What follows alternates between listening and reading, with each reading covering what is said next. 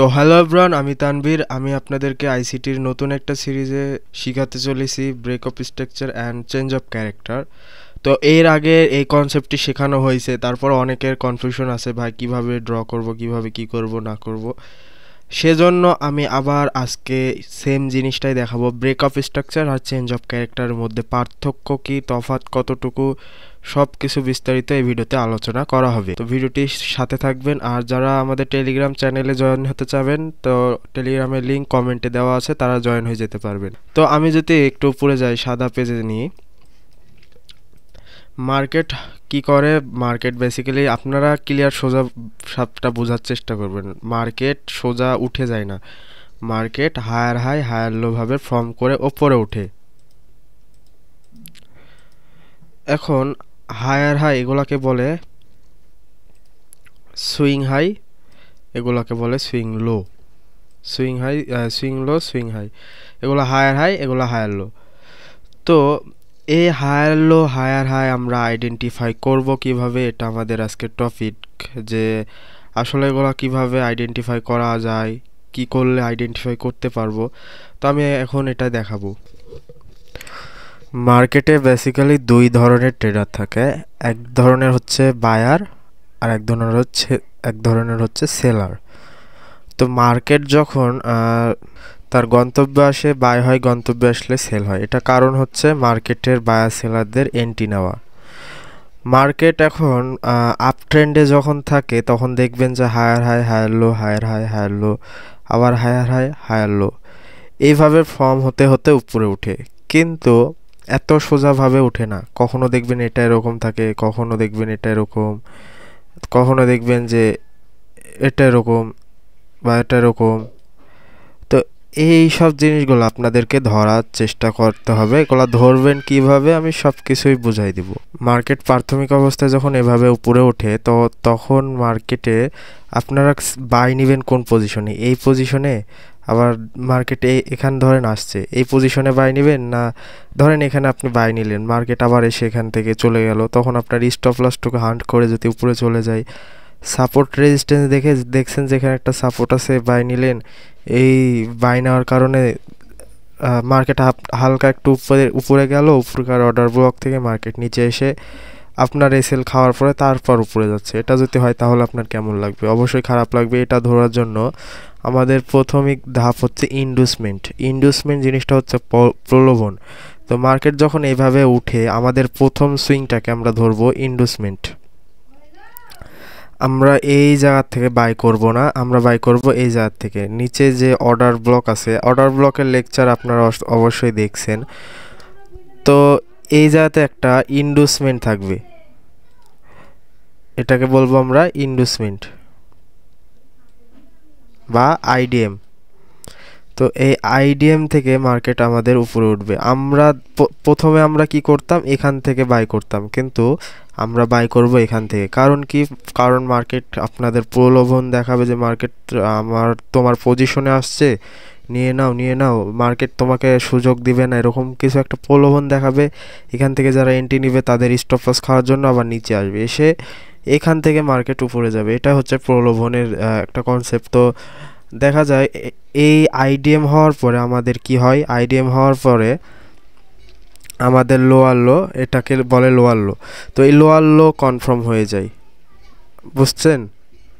তো এই আইডিএম হওয়ার পরে আমাদের কেমন কি হয় আমি বলি। যে মার্কেট তো চলে হায়ার হাই হায়ার লো এরকমভাবে, তাই না? মার্কেট যখন উপরে ওঠে, তো মার্কেট আমরা হায়ার হাই কোনটা ধরবো, ধরেন এভাবে উঠছে, এখন এটাকে হায়ার হাই ধরবো, না এটা আর একটু পর আবার যদি এটাকে লোয়ার লো ধরবো, কোনটার থেকে মার্কেট উপরে উঠবে, এই জিনিসটা বোঝার জন্য আমাদেরকে দেখতে হবে আইডিএম। আইডিএম জিনিসটার পরে এখানে আমাদের হায়ার হাই কনফার্ম হয়ে যাবে। এটা আমাদের তখন হায়ার হায়ার হয়ে যাবে, কারণ আইডিএম হওয়া মানে হায়ার হাই। তো এই আইডিএম হওয়ার পরে মার্কেট যখন আমাদের অর্ডার ব্লকে আসবে, ফেয়ার ভ্যালু গ্যাপে আসবে, ইম্পর্টেন্ট কি লেভেলে আসবে, এই লেভেলগুলোর থেকে মার্কেট যখন আপের দিকে একটা মুভ দেবে, এই মুভ দেওয়ার পরে যখন এটাকে ব্রেক করবে, তখন এটাকে আমরা কি বলি, বস বা ব্রেক অফ স্ট্রাকচার। তো এই বস হওয়ার পরে আমাদের লোয়ার লো কনফার্ম হয়ে যায়। আশা করি বুঝতে পারছেন। আমি একটু ডিপভাবে অ্যানালাইসিস করে বোঝানোর চেষ্টা করছি আপনাদেরকে।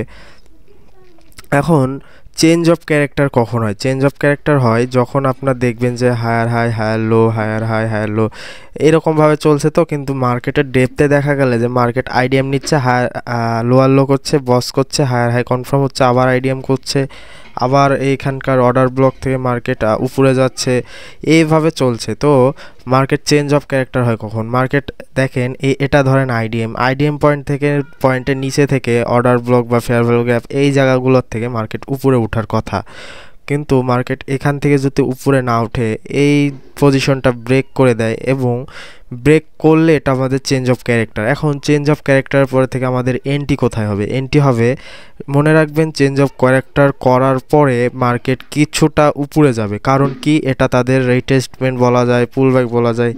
কারণ মার্কেটের চলার জন্য লিকুইডিটি প্রয়োজন, গতি প্রয়োজন। সেজন্য ধরেন একটা মোটরসাইকেল বা বাইক যেটা বলে, তো এটা চলার জন্য একটা ফিউল প্রয়োজন। এই ফিউলটা নিতেই মার্কেট উপরে যায়, যাওয়ার পরে তার এখান থেকে একটা আইডিএম নেওয়ার পরে মার্কেট হচ্ছে কি করে, উপরে একটা order block, breaker block, mitigation block, যত যাবতীয় যা কিছু আছে এই সব জায়গার থেকে মার্কেট নিচে মুভ দেয়।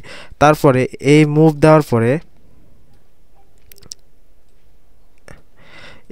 দেওয়ার পরে যখন এটাকে ব্রেক করে দেয়, এটাকে বলে বস। আমি যদি একটু ড্র করে আপনাদেরকে দেখাই, তো মার্কেট কিছুটা এরকমভাবে চলে। এটা আমাদের সুইং হাইগুলোতে আমরা একটু দেখি যে মার্কেটের এটা হচ্ছে, ধরেন আইডিএম হওয়ার পরে আমাদের কি হয় যে হায়ার হাই আমাদের মার্ক করে হয়।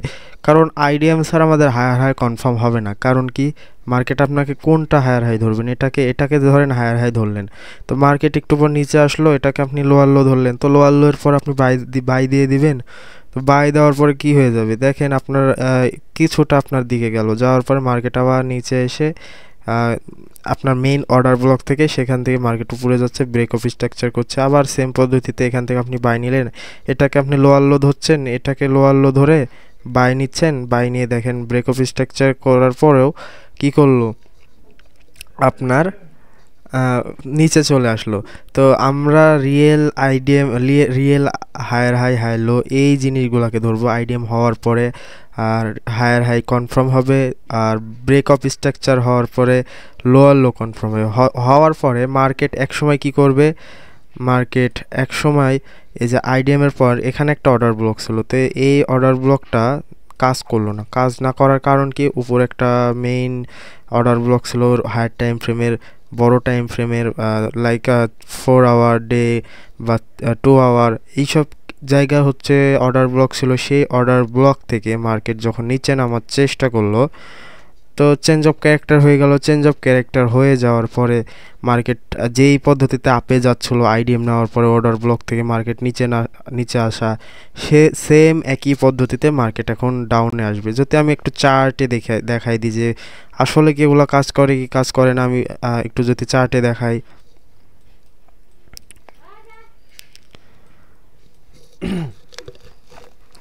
এখান থেকে দেখাই। আচ্ছা, তো দেখেন এটা আমাদের আইডিএম ফার্স্ট সুইং কি আইডিএমের পর উপরে যে অর্ডার ব্লক ছিল, অর্ডার ব্লক কোনটা আপনারা অবশ্যই জানেন যে order block, breaker block, mitigation block, হ্যান ত্যান হাবিজাবি যতগুলো ব্লক আছে, অল টাইপ অফ ব্লক আপনাদেরকে কিছু রকম ব্লক দিয়েছি, সাজেশন করছি, তার মধ্যে অনেক কিছুই দেওয়া হয়নি, আশা করি দিয়ে দিব। তো এখানে দেখুন যে মার্কেটের একটা অ্যাডভান্স অর্ডার ব্লক ছিল। এই অ্যাডভান্স অর্ডার ব্লকের একদম মেন থ্রেশহোল্ড মানে কি জানেন, মিডিল পয়েন্ট, এই 0.5 লেভেল থেকে একদম রিজেকশন দিচ্ছে। এখন আইসিটি যদি আপনার জানা থাকে কখনোই আপনি লস করবেন না, এটা শিওর। তো এখান থেকে মার্কেট যখন নিচে আসছে, ব্রেক অফ স্ট্রাকচার, এটাকে আমরা বলবো ব্রেক অফ স্ট্রাকচার,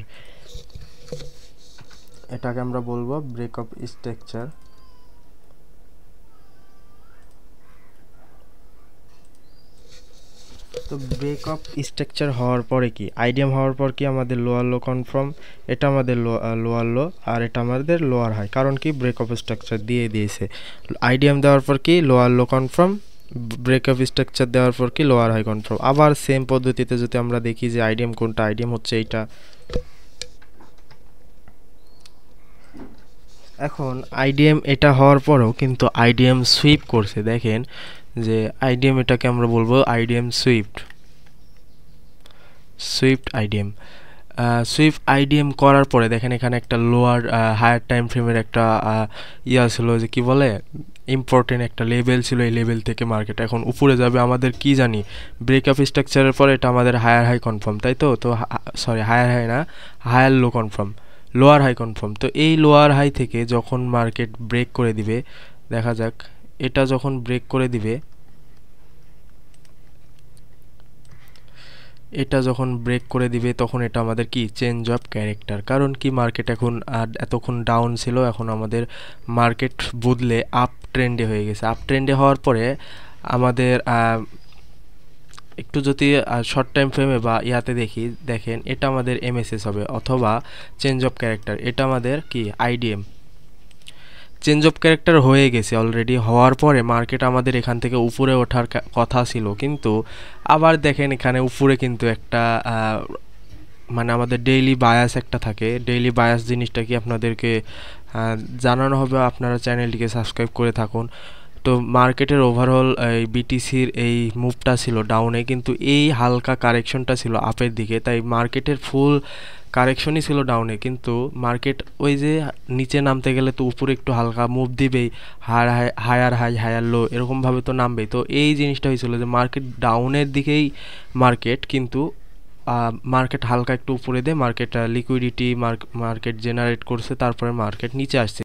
তো এই লিকুইডিটি দেখেন চেঞ্জ অফ ক্যারেক্টার হওয়ার পরও উপরে একটা হায়ার টাইম ফ্রেমের পিওয়াই ছিল, এই পিওয়াই থেকে মার্কেট যখন নিচে নামলো আমরা কি জানলাম পিওয়াই ট্যাপ মানে এখন মার্কেট নিচে নামবে। তো এটা আমাদের হবে চেঞ্জ অফ ক্যারেক্টার। কারণ কি এটা আমাদের এমএসএস হবে না, কারণ এটা হচ্ছে চেঞ্জ অফ ক্যারেক্টার হওয়ার মূল কারণ হচ্ছে মার্কেটের তো হায়ার টাইম ফ্রেম থেকে এখন মার্কেট নিচে নামবে, কারণ মার্কেটের উপরে যাওয়ার তো কোনো কারণ নাই।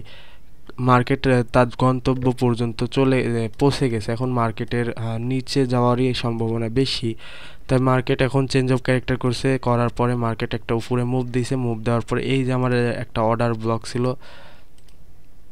এই অর্ডার ব্লক অথবা এটাকে আমরা অর্ডার ব্লক ধরতে পারি, এটা আমাদের অর্ডার ব্লক। এখান থেকে দেখেন আপনাদের একটা বিগ মুভ সেল হয়েছে, আমাদের স্টপ লস থাকবে এতটুকু অনলি, একটু বাফার দিয়ে, আর আমাদের টেক প্রফিট থাকবে সুইং এসএসএল। এখানে একটা সেল সাইড লিকুইডিটি আছে, এই লিকুইডিটি এটা ফুল ধরা যেত, আমি এটা ধরছি, আপনাদেরকে এইভাবেই শিখাতে চলেছি, এইভাবেই আপনারা শিখবেন ইনশাল্লাহ। তো চ্যানেলটিকে সাবস্ক্রাইব করে রাখুন, আর আশা করি আপনাদের কনফিউশন দূর হয়ে গেছে সব কিছু। তো আল্লাহ হাফিজ, আজকের ভিডিওটা এই পর্যন্তই।